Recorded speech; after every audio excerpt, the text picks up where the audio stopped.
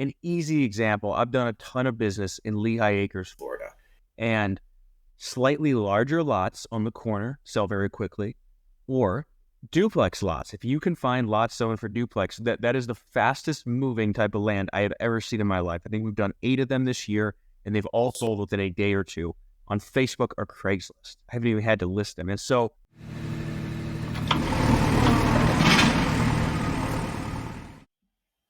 What's up, everybody? My name is Mason McDonald here with Dan Haberkost for the Big Picture Blueprint. And today, on July 12th, 2023, Dan and I are going to be kind of just talking about the state of the market that we are experiencing within each of our businesses and each of the individual markets that we're in.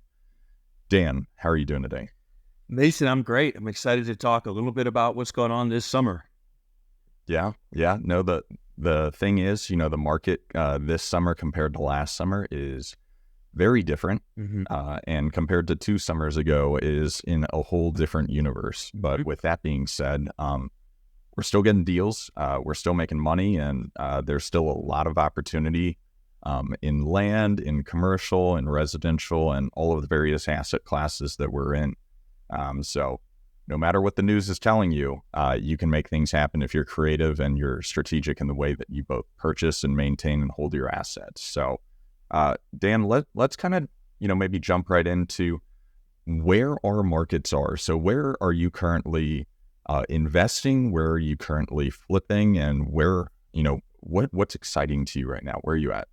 Yeah, so big picture, the Southeast, Florida, North Carolina, doing a lot of deals of just buying and selling land. New Mexico, down in some of the metros around Albuquerque, same thing. And then Colorado is where I have all my buy and holds and all my new builds. So I keep everything that's a little more complex here local. Well, and those are all great markets to be in. Florida has been hot forever. North Carolina has been hot for quite a long time right now. And Colorado, in terms of buy and hold, man, everyone wants to live in Colorado. So, yeah. And to expand on that, to answer the initial question, Florida and North Carolina are still very busy, especially where I'm at in North Carolina. I'm kind of all over Florida south. If you drew a line from Jacksonville over to the West Coast, I am in like a dozen markets south of that. And it's summer. And summer in Florida is like winter in Colorado, where it's the slow time, the population dwindles, and there's far less transaction volume. So it's the slow time of year. Nonetheless, I mean, I have 3 lots in Florida going under contract to sell today. So they're still good moving. For you. They're still selling. They're not selling quite as high as I wanted. 2 of them are owner finance, albeit at a really high interest rate. But Florida is still overall very hot. We're just in the slower time of the year. North Carolina still very, very in demand. New Mexico is a slower state. It's more that I have an employee that is licensed there and grew up there, so he knows it street by street. So we have a deal closing there today, actually, to sell. And then Colorado, I'll wait until we get a little further along and start talking new builds. But Colorado is an interesting one because I'm seeing kind of opposing dynamics depending on the market, the asset type, and so on. But I'll pause there and let you talk a bit. Yeah. So for my buy and hold, I only own one. I own one commercial building here in Colorado that we're converting into workforce housing, which is a fun, exciting project that'll cash flow like crazy and help the community as well. And then for my land business, I'm in Colorado and Arizona. So for Colorado, the market's definitely moving a lot slower than what I've historically been accustomed to. And I've only been in the business for a couple of years now, and I got in at the right time.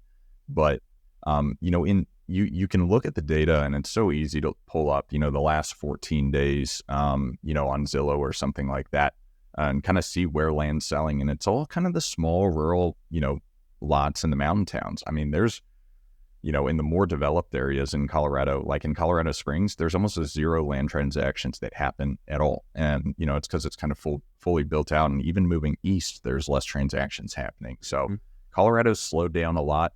It's hard to say why, but we can get into some of the speculations and also some of the data later. For Arizona's hotter than Colorado for sure. If you look at last 14 days sale, it's about double what Colorado has.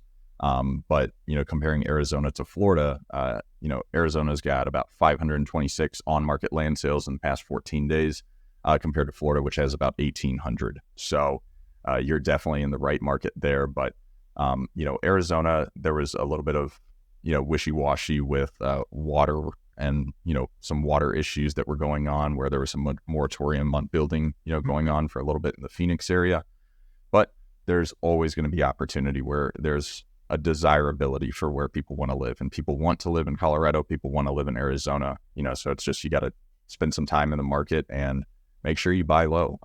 But yeah, I think with, these two markets, it makes me jealous and makes me want to copy you, Dan, and get into some of these really, really hot markets in Florida and North Carolina. But just like you said, Colorado is different. What I'm not used to being in Colorado is the idea of seasons existing, being from Texas where there are no seasons. And summer has finally started here. Yeah. Summer doesn't really start until July here in Colorado, which is, exciting, where a lot of the properties that have been on the market for the past few months, where we've, listed them with pictures of snow on it. We've gone out, reshot, with, big, beautiful wildflowers and green grass, and they're getting a lot more interest now. So there is a little bit of that emotionality associated with business out here, at least in the summer. Sure. Yeah. And especially the product that you're selling. A lot of what I'm selling is a simple commodity in that it's, one of many thousands of identical lots that builders are buying to build on. And so that's very different than, like the deal we did together in Larkspur. It's a beautiful lot that someone's going to fall in love with, right? That's a totally different product, totally different end user, totally different motivation for purchase. Exactly. And I think that's a great example of a lot of the types of lots that you're going to be able to get in Colorado that you can really purchase at a substantial discount, where if you think about Colorado as a whole, you've got a handful of bigger markets. You've got Colorado Springs, you've got Pueblo and Pueblo West, you have Denver and the surrounding areas, Fort Collins and Boulder. And then it's a bunch of small submarkets that are still larger, Durango and kind of along the western slope. And, where we are with the deal that we've partnered on in Larkspur, it's right in between Colorado Springs and Denver. It's a more rural community, but it's beautiful, $1 million homes, beautiful homes. It's a very sloped lot, which, you can build on. And, people that aren't from Colorado would be blown away that you can build on the type of stuff out here. But, who the end buyer is on a lot like that is typically, it's going to be a retiree, or a second kind of vacation home. So whenever you think about that, there's a much smaller buyer pool versus some of the areas in Florida that you're in where, the end buyer would build, a 3-2 starter home or something like that, right? Yeah. And to that point, I think the simple kind of bifurcation here is the middle class, very commoditized sort of product is still moving. Like those 3 lots that I said are going under contract today, they're in the 26.5 for 2 of them. Each of them are selling at 26.5 in Palm Bay, and then one's at 29 in Vero Beach Estates. And so they're very entry level. They're people who just need a house, right? These aren't frivolous purchases, and that's what's still moving. And that's true with spec homes as well, which we'll get into in a minute. But yeah, generally speaking, it's the entry level stuff that a much larger portion of the country can afford that I'm still seeing move, both with the land and houses. You're absolutely right. Where it's, when you're looking at the rural, you're looking at the, potentially second home lots or the vacation lots or the retirement lots or the off-grid lots. Those ones are moving slower right now compared to what they were like in the pandemic, where, people in the pandemic, think about it from, more of a social perspective of people wanted to leave the cities. They wanted to get the hell out of the cities. So you could put a rural off-grid, no horizontal development. The only thing you can do is put, a tiny home with solar, a composting toilet, and, maybe, cistern for water. And that would sell like that in the pandemic. And right now, they're just moving slower. People are, strapped for cash more. They're less interested in doing this. Society has come back to normal in 2023 for the most part. So they just don't move as quickly. And, with end owner financing costing a lot more money, there's less speculative buyers out there to buy, something like, some of the products that we offer. So You're exactly right. Opening up the buyer pool to everyone, from builders to entry-level people, is great. But the confusing thing for me is, from a strategic standpoint, focusing on this lot that you and I did together where we purchased it, just under 40,000. We put it on the market at 120 grand kind of towards the beginning of the year, I think in February. And then we just did a price reduction from 120,000 to 109,500, and it's getting a lot of views, a lot of interest. Mm-hmm. But moving that price, say we moved it down to 60,000, it wouldn't exactly help us. We might be able to move it a little bit quicker doing that, but the thing is, a buyer would find that lot and find that price because that's what it's worth. So it's a different strategy from that standpoint. Mm-hmm. But so to summarize there, it's because we're looking for kind of the unicorn buyer, and that person isn't super concerned with price. They more just have to fall in love with that neighborhood and the idea of putting their home. Exactly. It's the difference of, someone coming and looking at a house that has, Formica countertops, exact same layout, everything about it. But they find the one with the granite countertops that's $50,000 more, even though it's only $10,000 worth of granite, and they'd rather purchase the granite one. So there's a little bit more emotion associated with these properties, but that's what gives you the greater return, from a cash on cash perspective, but the longer sales cycle. Yep.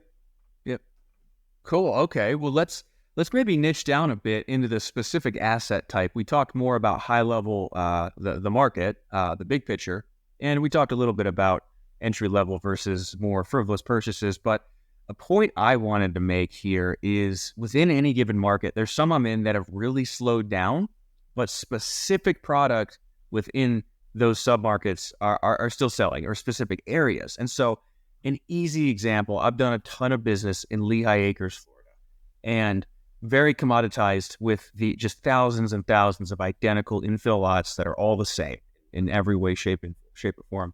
However, slightly larger lots on the corner sell very quickly, or duplex lots. If you can find lots selling for duplex, that is the fastest moving type of land I have ever seen in my life. I think we've done 8 of them this year, and they've all sold within a day or two on Facebook or Craigslist. I haven't even had to list them. And so knowing this about your market, what is really in demand, is really essential. And so I just pulled a list from one of my guys at Cold Call in Palm Bay. Palm Bay has really slowed down, except the lots that have both water and sewer. So those are just examples. I don't know if you have any input there, Mason.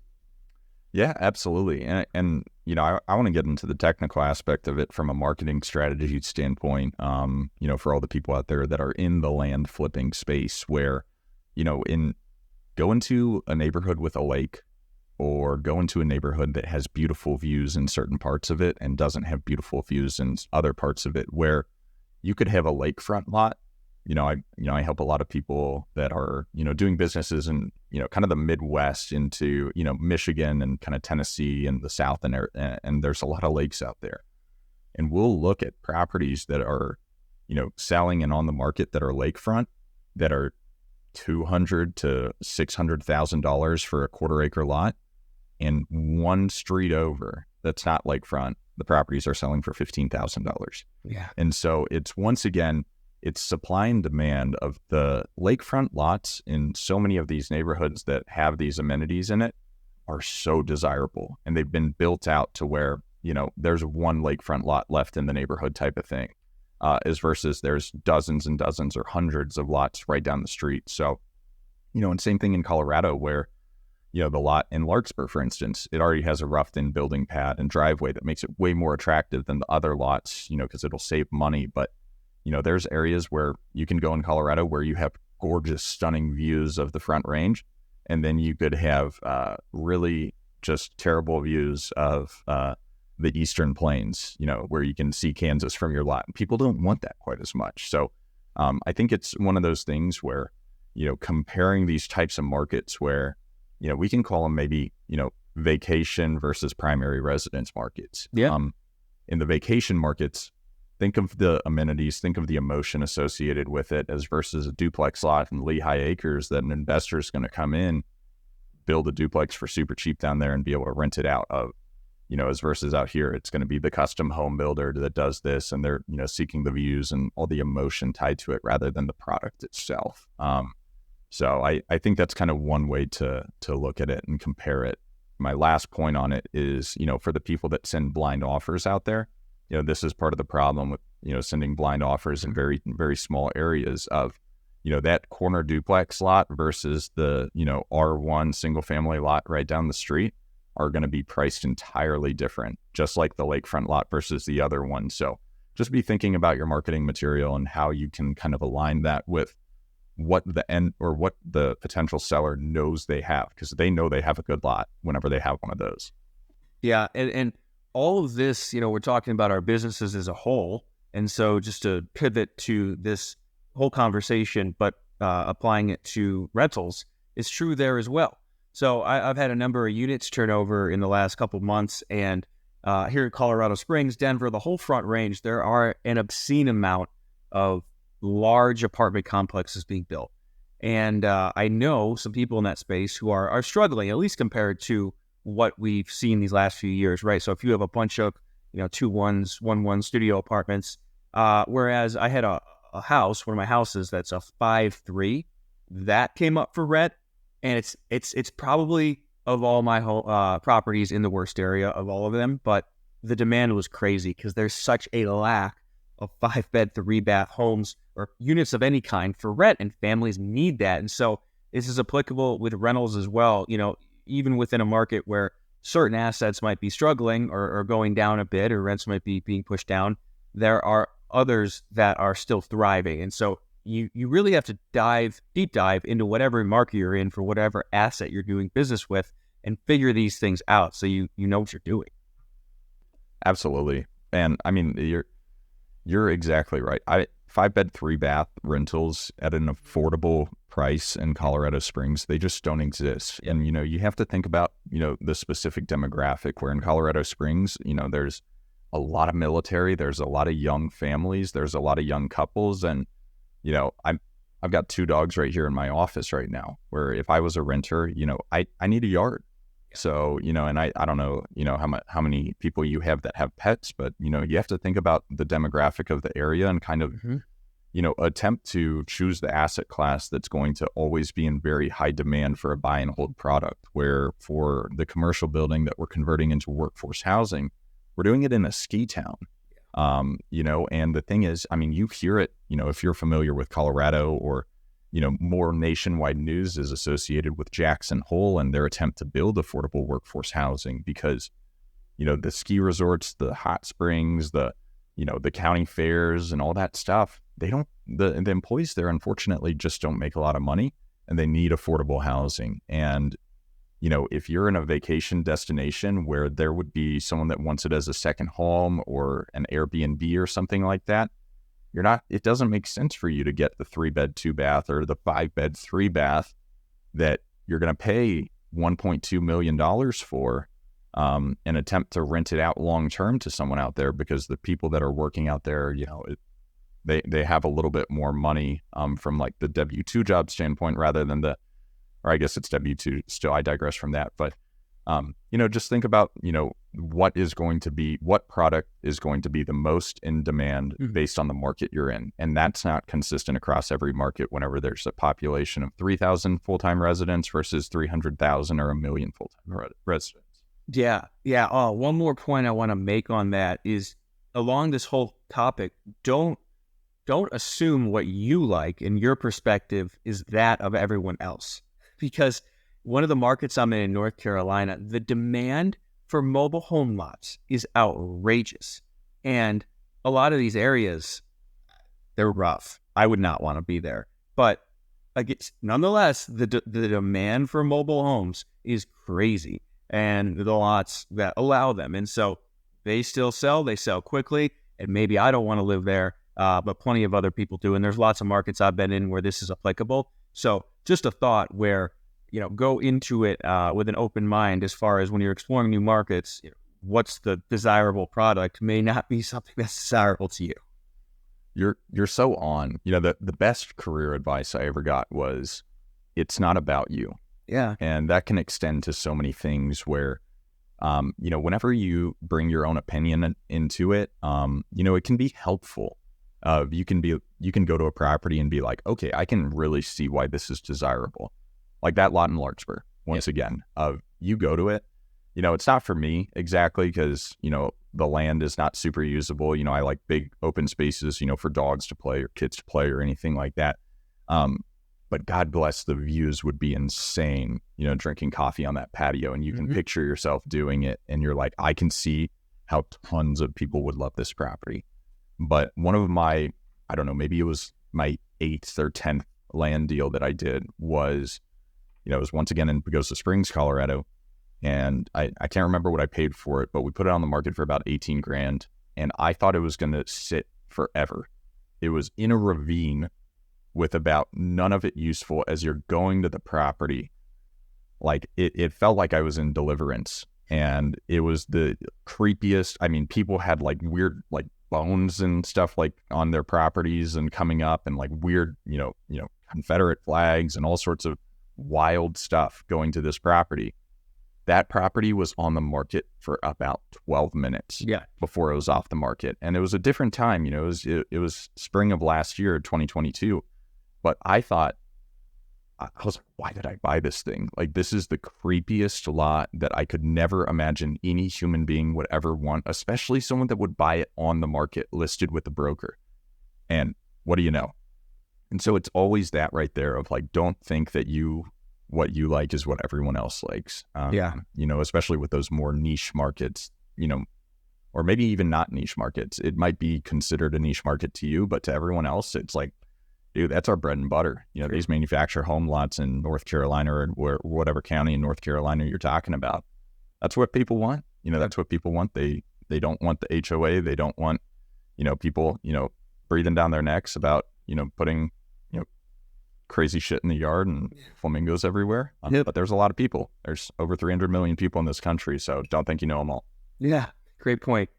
Well, cool. Let's pivot into new builds and what I'm seeing there. And so on my end, this will be specifically Colorado.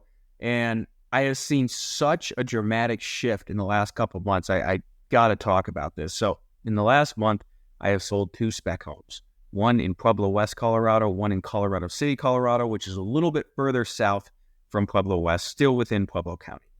And I sold the one in Pueblo West, $357,000. Now, last year, I sold an identical home, $398,000.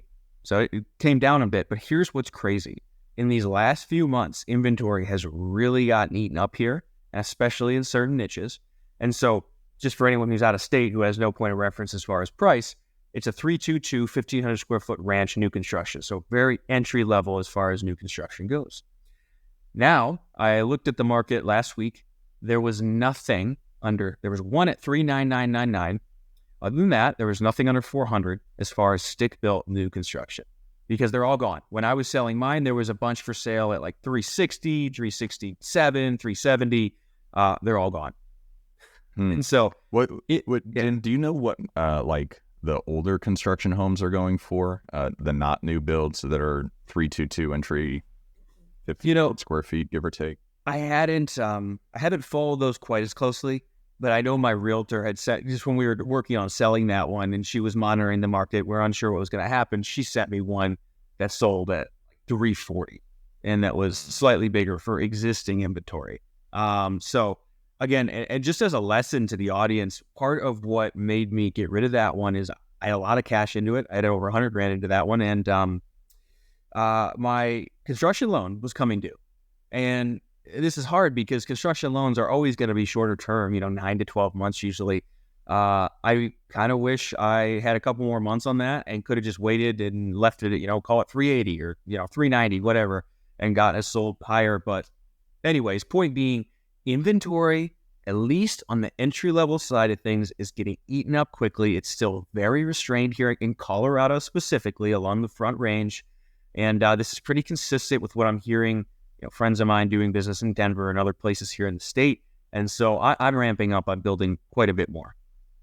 Well, and I think, sometimes people forget that that's a really, really great strategy, whether it's whether you're building to flip or building, build to rent, it can be a lot cheaper to do it than going in and renovating a home, or going and just buying a turnkey asset versus, where if you're looking at your cost basis to build one of these homes, it's a lot less, for you to do it yourself. And if you can find the land and match the land, to the general contractor to build the house, you're getting instant equity, where it's the idea of, you hear about it so often of the forced appreciation through sweat equity and all that kind of stuff. And dude, you can do that and build it yourself for way cheaper and way better. And, as someone that hasn't done a new build before, I know you had some headaches associated with some of it, but man, going through a renovation or a rehab on an old property, it makes me never want to ever do it again because,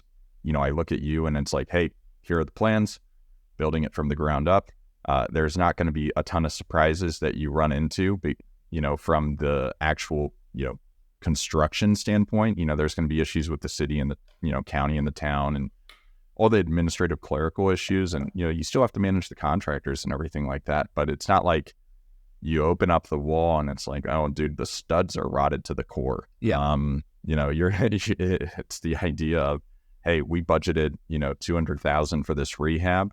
And then we opened this wall and your budget just went up $100,000 as versus you're going to be probably within 10 to 20% of what your anticipated budget is on a new build, right? Oh, it should be far less than that. It's so simple. And when people think that new development, new builds are risky, there's either they have no clue what they're talking about, which is oftentimes the case, or they have seen people do it it tends to be just the big metros, and they are conflating having land that needs rezoned or subdivided or some sort of entitlement change or entitlements brought into it or utility extension. They're conflating that process with the new build because that process can be a huge pain in the butt. The vertical construction is very, very, very simple for just especially entry-level houses. It's just a box with some infrastructure. That's it.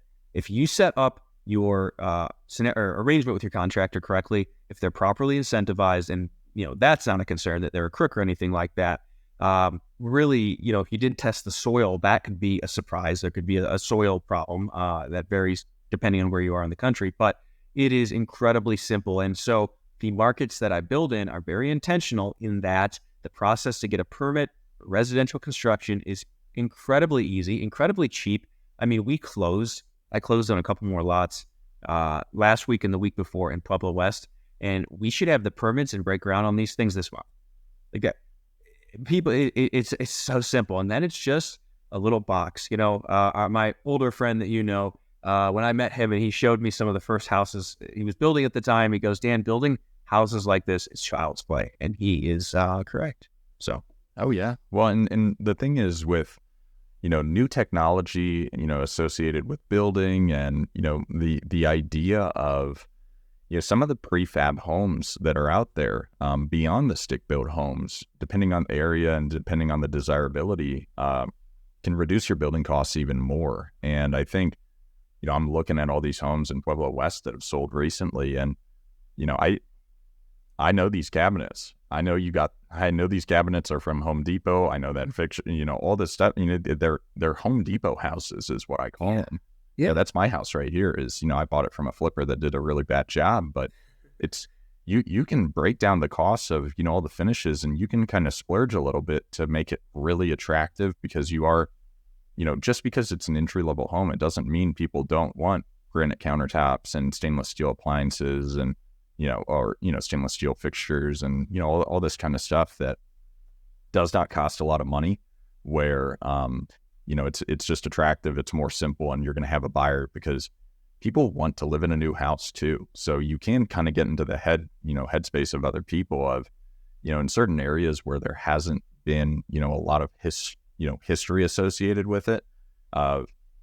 People might not want the new build in, the old north end of Colorado Springs. They want the charm of, the historic residence that's 100 years old and stuff like that. But if you're looking at a starter home where, it's a young couple where, one's a nurse, one's a policeman, give them that 3-2 with granite countertops and, put a garage in. I think that's a point that you make on your builds that's really attractive, especially in places like Colorado where, you get hail, and it's all those little things that are associated with it that are so simple and so cheap to do when you're doing it on the front end, which you can only do when it's a new build. Mm-hmm. Yeah. Yeah. So long story short, in Colorado, inventory has continued to shrink and it is still pretty busy out here. So do you want to speak to a little more on just affordable housing there, Mason? Yeah.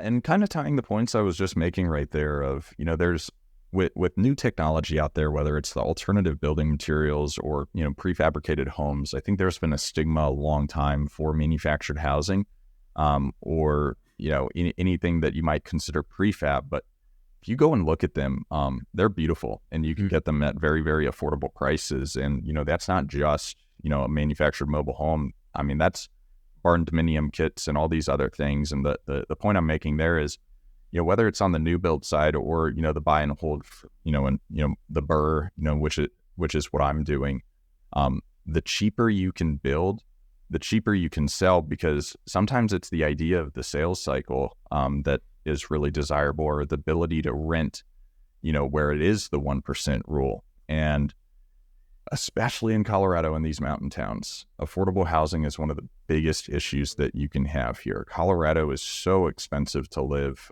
compared to a lot of places, but it's so desirable to live. And I can't tell you how many people I've had, employees in my previous career that moved out to Colorado and just couldn't afford and then moved back home. Mm-hmm. And if there were more opportunities for affordable housing, you're never going to have a shortage. Pretty much no matter what community you're in. You think about one of the most expensive markets in the world, or in the US at least, of Jackson Hole, Wyoming, and how it's making national news for affordable housing. If you had gone there and gotten a cheap, crappy deal, or not crappy, but a cheap deal 10 years ago and made it so where it was cheap, affordable housing, I guarantee you that thing would rent forever. And you're typically going to get some of the other credits that are associated where you're, going with affordable housing. I'm not the type of person to seek out grant money from the government because there's a lot of stipulations associated with it. But my whole project probably could have been covered by, the Colorado Affordable, I think it was like the Community Development Fund, that it's, hey, if you rent out to, a certain percentage of AMI, annual median income, tenants, dude, we'll fund your whole project. Yeah. Or give you, some of the rates they gave, was, 10 or 15 year terms, 30-year amortization at 1% to 2% interest. So, look at the incentives associated with affordable housing in whatever your local community is. There's a lot of free money out there. And if you're fine, kind of working with the government on it, especially if you can combine the strategy that Dan's talking about with the tenant that I'm talking about, I mean, you can cash flow forever. A lot of them are still in the opportunity zones, and, there's a lot of opportunity zone, opportunities still available, not as much as there used to be, but if you invest in these areas that the government has deemed necessary to invest, it's going to be a great play in the long term. Yeah, no, agreed. There's, if there's one simple sentence to summarize what we're seeing still very in demand, it's affordable housing, land, etc. Affordable is the point. Low end or entry level. So exactly, and if you tie the the business that we do, from an active business perspective of purchasing land at a discount, it's an amazing way to vertically integrate into your business, doing ground up development in an affordable way to whether you want to sell it and take what would have been, a buy for 15, sell for 30 lot into a buy for 15, construct for 200, sell for 380. That's a great way to do it. Or you're able to refinance out of that and have a great rental property that was constructed well because you built it yourself, and then you get all the tax advantages of it. So it's looking at, multiple disposition strategies that align with the market that you're in, with your risk tolerance. Yeah, exactly. So we wanted to finish off with some deals we're both doing right now that kind of illustrate the point, both good and bad, of markets that have really slowed, where we maybe messed up and didn't read the writing on the wall, and then markets where the numbers ended up being better than expected because there's still a lot of demand. So you want to go first there, Mason? Yeah, I think like one market that I'll kind of talk about, just because it's consistent with what we've been talking about, is in Douglas County, Colorado. which if you're from Colorado or you're familiar with it, it's in between Colorado Springs and Denver. So there are jobs there. There's a good amount of jobs both in Castle Rock as well as Monument, Palmer Lake, and stuff like that. But it's not a young community. Young people don't live there. It's very unaffordable. It's extraordinarily expensive. I think the cheapest house that has sold there anytime recently is in the $600,000 or $700,000 range. And they're all beautiful homes too. They're not cheap, crappy homes or anything like that, where you can go into Boulder, Colorado, and a $700,000 home is a shack, on the side of the road. So it's a unique market, and I think I'd had a lot of luck in it from the acquisition standpoint. And right now the properties are sitting longer than I would like them to, and it's just the idea of they're priced appropriately. The listings look great. They're with a realtor that knows the area, but the sales cycle is going to take a little bit longer, which is just kind of one of those things that you have to look at the economy and match it. Where these lots probably in 2021, I think all of my lots in Douglas County probably would have been off the market at or above asking price. Where going into other small communities, where I've got a recent deal that I've done in Rifle, Colorado, that it's a $150,000 acquisition. We have it on the market for $450,000. We'll probably do a price reduction a little bit because it's gotten a ton of interest. But it's a bizarre community, which I'll get into kind of from a zeitgeist standpoint in a second. But it's the only multifamily lot available in Garfield County, Colorado at all. So it's a very unique property. But there's not a lot of multifamily development that goes on there. The planning, allows for 9 townhomes to be developed, that's adjacent to another townhome community that it's going to be a part of within the HOA. So it's actually a really simple process. We bought it from the developer of the original townhome community. But the thing is, with a product like that, it's very difficult to price on the sales side because it doesn't exist. And even though there's been a lot of interest, people are like, it's just priced a little too high for us right now, despite the fact that, with costs of townhome, building and everything like that, the person would make a ton of money whenever they develop it. But the point I'm making there is it's a very conservative community. That's where Lauren Boebert is from, and if that tells you anything, it's how conservative of a community it is. And in a lot of markets, you'll put something on the market for, $150,000, $160,000, and you'll get buyers come in and make you offers for $90,000. But here, they're the type of people where if the property is listed at $390,000, they'd make an offer for $385,000. But if it's listed at $450,000, they won't make an offer at $390,000. They find it insulting to do stuff like that. Is something I'm learning from my local realtor out there. So just kind of bizarre, but I think right now for me, I think my biggest frustration in the business is the increased time in the sales cycle that I'm not quite used to, despite the desirability or the uniqueness of the product.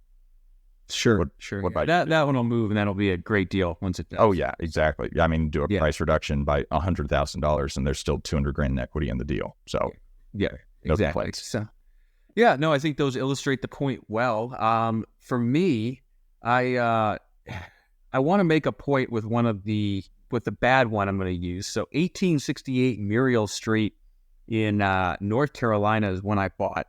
And this is the longest it's ever taken me to sell a lot. I bought this, I think, last October. It's under contract to sell this month or early next. At what is it? I want to say $19,500. I bought it at $11,000. I listed at $35,000 initially.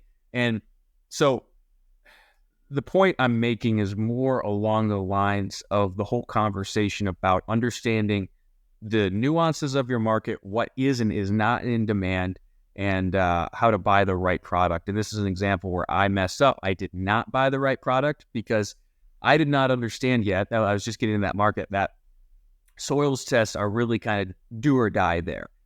So let me make it a contrast. Here in Pueblo, West Colorado, bought and sold a lot of land, built a bunch of houses, and I have never had a soils test done prior to closing because it's not a dichotomy on yes, you can build or no, you can't. It just gets a bit more expensive, especially if it's a septic tank lot as opposed to a sewer lot. Whereas in Brunswick County, for all intents and purposes, it's yes, you can build or no, you cannot. And I guess when we started there, I just didn't understand the degree to which that was true. And so this one has not had a soils test, and so it has not sold. And getting a soils test done through that county, it's actually a site evaluation, takes 12 to 14, sometimes 16 weeks. So I never did it. Anyway, so this just ended up being a crappy deal. Won't make much. Taking a long time to sell because I didn't really understand the nuances of that market and what sort of asset I should be focusing on. So in hindsight, everything we're buying there is either or has sewer, so the soils test in that market doesn't really matter, or B, already has a soils test on file. Even if it's expired, if it has a past one on file, people are comfortable buying it. So that's just a lesson in knowing your market and knowing the norms there. For anyone that knows anything about septic tanks and conventional versus engineered systems, yes, you could always put in an engineered system, but in that specific market, the cost to do so nobody would do it, is the point. It doesn't make sense. So for all intents and purposes, it is a dichotomy of yes, this is, or no, this is not buildable. So that was a failure on my part. What's the easiest way to find out all that information kind of on the front end for County Health Market? Why? I mean, all of the nuances of that individual market. Who do you talk to? Yes. So find a realtor who's selling all the land. I promise if you pull up land sales, there's going to be a couple of names that pop up more than everyone else's. Call them, talk through it with them. There we go. Yeah. And I think it's one of those things where, you have to be serious because just like with anyone, you don't want to waste anyone's time. If you're going to that realtor and they're giving you a lot of advice for free, that would have taken you hours and hours and hours, and potentially losing money on deals to figure out, make it worth their time, even pay them for it, honestly, so you can kind of figure all that out. But I love it. I think this was a great episode, kind of talking about where we're at in the business, what's going on, the strategies associated with the kind of shifts in the market, at a higher level. But the biggest thing is, continue. There's always going to be deals to be made out there, no matter what is going on.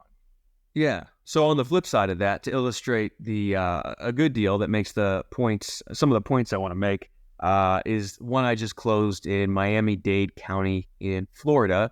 This is in Homestead, Florida, just outside of Miami. Almost no inventory. And keep in mind, everything's relative. Miami's very expensive. And so this was over an acre. I want to say 1.3 acres. Everything else available in Homestead, Florida, was in the multiple hundreds of thousand range minimum. And then this one we listed at 129 and bought it at 45. Took a long time to get this deal. But point being, we're in one of the most desirable or busiest parts of the country where tons of people are moving, tons of money is going, and there's very little inventory, and there's nothing available under 200. So when I put up the quote unquote affordable lot for 129, it was under contract at 130, 500 within 24 hours or 48 hours, 10,000 non-refundable earnest. And that just closed yesterday after a couple of weeks. And so it's just a great deal because we're in a place where there's tons of demand still, and it was the more affordable product. It's amazing. And the thing is, any deal like that, I mean, that's a grand slam. And sometimes those happen, and they're very strategic, and they're expected, and they're anticipated based on strategy. And sometimes they're lucky. And, the only way to get lucky is by continuously taking action and doing it in really good areas that there is, a proof of concept rather than entire speculation. So great work on that one, man. You owe me dinner or something for. Thank you. Yeah, sounds good. But anyways, I think that's everything I wanted to say on the topic. Mason, anything to add? Nope. I think that'll do it for me. Awesome. Well, guys, thanks for joining us on the Big Picture Blueprint, and we'll catch you next time.